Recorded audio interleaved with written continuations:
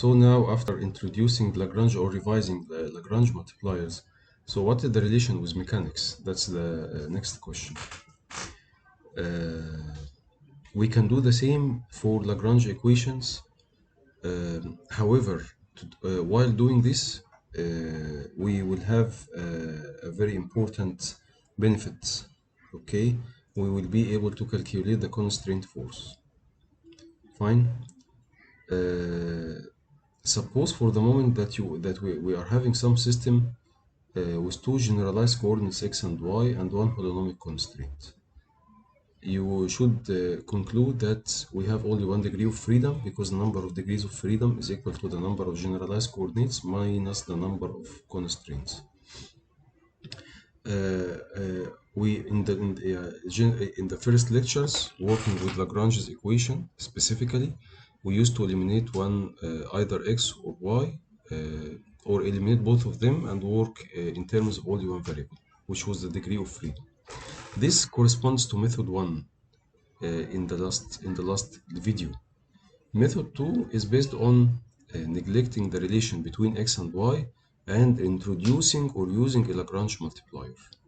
Okay, and define a new action, a new s. Instead of s equal integration of L dt, we will introduce a modified action and try to make it stationary.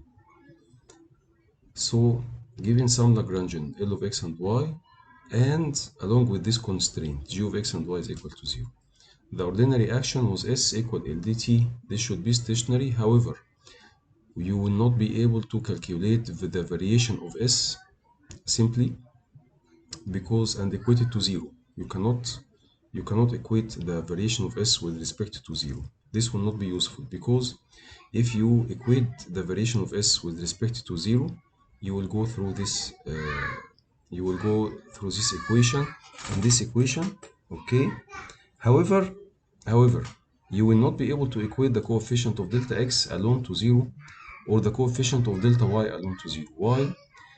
To equate the coefficient of delta x alone to 0 and delta y to 0, we needed to assume that delta x and delta y are independent and arbitrary. However, this is not the case here because delta x and delta y are related together through g of x and y. So what will save us is introducing the Lagrange multiplier. Please take care here. The Lagrange multiplier is not a constant because x and y also are not constant. They are functions in time. So the Lagrange multiplier also is a function in time. So we are defining a new action here, s prime, which is equal to the integration of L prime. L prime is L plus lambda g, integrated with respect to time. This should be stationary, and let us complete working on this one within a specific example. Okay. This is an example, page 58 from Hand and Finch. This is about a simple pendulum. The generalized coordinates here are x and y. And the constraint is that x squared plus y squared minus c1, the square root of this minus c1 is equal to 0. C1 or simply x squared plus y squared minus c is equal to 0. Where c here is the length of this rod. This is a simple pendulum.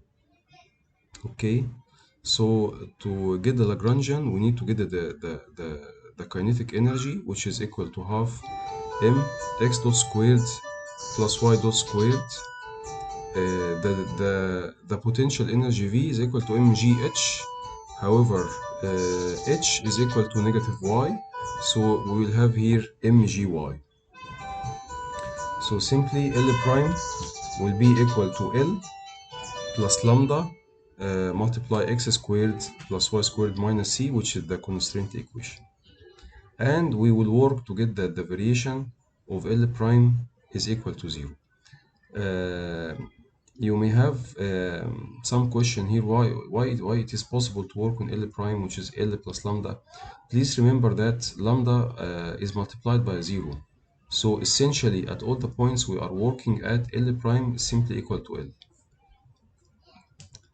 I hope that this is convincing.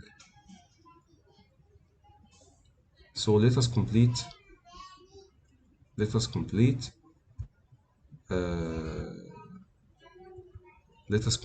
now the variation of L.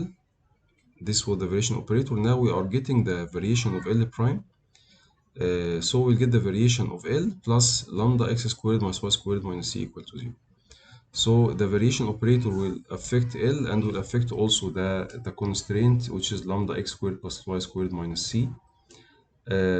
The variation now should work as an operator. It's simply the variation of L over variation x multiply variation x, and variation L over variation y multiply variation y, and variation here of lambda x squared plus y squared with respect to x plus the variation of this with respect to y. The variation of L with respect to x is simply equal partial L by partial x minus d by dt partial L by partial x dot multiply the variation of x. I hope that you are familiar with this now, and also the same for y. Getting the variation here with respect to with this equation, we don't have any x dots, so it will be simply partial x. That's as it's written here. Multiply the variation with respect to x. Simply we get here 2x multiplied by lambda from this cyan value, and with this unhighlighted we will get 2y multiplied lambda. Now, and only now, we can assume that the coefficient of delta x alone is equal to 0. And the coefficient of delta y alone is equal to 0. Why? Because this is the role of lambda. The role of lambda here is to remove the independence between x and y. Okay? So we have now two equations, this one and this one. And the third one is the constraint equation. Okay?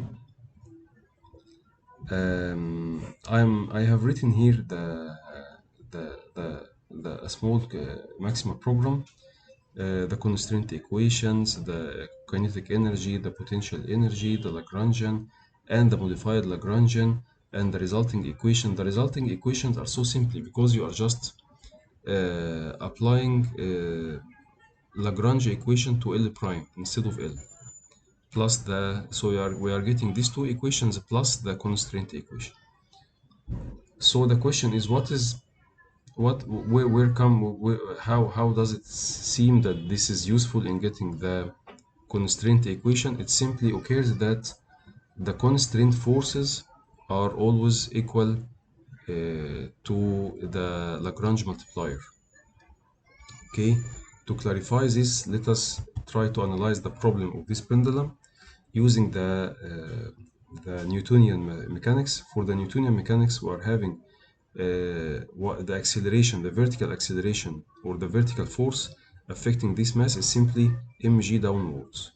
Okay, so that's why I'm writing sigma fy here is equal to the mass multiply the vertical acceleration is simply equal to mg, because mg downwards and y is positive downwards, minus t cosine theta.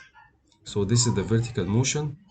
For the horizontal motion, we have negative t sine theta is equal to the mass multiplied the horizontal acceleration.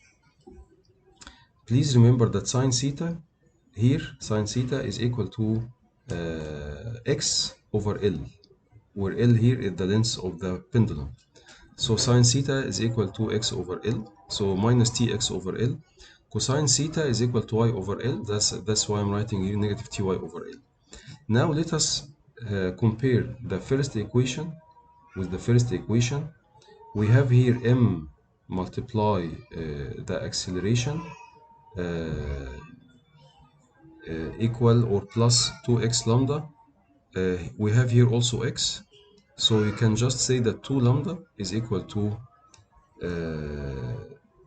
negative t over L. 2 lambda is equal to t negative t over L. And again, we can reach the same result if we compare the second equation with the second equation. Again, we are having here at the left may, so this one is simply this one, but at the left you will not have this negative sign. So we compare mg with mg, and we compare 2y lambda with negative ty over L. So simply we have y and y, so 2 lambda is equal to negative t over L, or lambda is equal to negative t over 2L.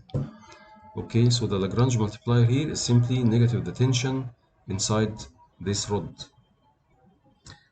One final note, which may be of not direct relation with this. Suppose now you are trying to write a program to solve this system of equations. This is not the system that we have reached here. This is not a system of ordinary equations because you are having lambda. For example, this one can be used to get the evolution of x and this one to get the evolution of y. So what about lambda? You don't have an explicit equation to get lambda, although lambda itself is a function in time. So to solve this problem, I have written here in state space form the solution. To write these equations in the state space form, you need to put them in a first order. So you will write, for instance, x is equal to x1 and x dot equal to x3 and y is equal to x2 and y dot equal to x4. Please excuse me for this light reflection. So you are able to get four states as I have written here. For instance, m x3 dot is x double dot will be equal to 2x1 multiply lambda. Lambda is a function x1 and x2 and x3 and x4. This equation or this function will be clarified shortly within a few seconds. And you go to the second equation, my double dot, which is simply mx4 dot is equal to 2x2, x2 is y, lambda plus mg. And of course, this m is incorrect here. It is not mx1 dot, it's simply x1 dot is equal to 3. Okay, this is the mistake. We don't have m here. I'm sorry, I'm trying to write something. We don't have m here. It's simply x1 dot equal to x3 and x2 dot equal to x4. So the question is how to get lambda as a function in the states. Return back to the constraint equation and get the derivative with respect to time. You will get 2x dot plus 2y dot equal to 0. So the question is, where is lambda here? We don't have here any lambda. However, if you get the derivative again, you will get from, for example, 2x dot will be equal to x dot plus 2x double dot. And here you will get 2y dot squared plus 2y double dot equal to 0. Now we can substitute for x double dot and y double dot in terms of lambda because x double dot was equal to 2x lambda over m. That's what I have written here. X is x1. And we can substitute for y double dot, which is equal to 2x2 lambda plus mg over m. Okay, and you can get rid of x dot in terms of x3 and x4.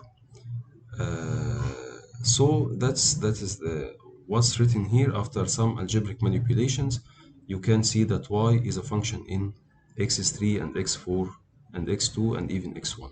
So now it's a system that can be integrated with any numerical integrator using Range-Kotta, for instance.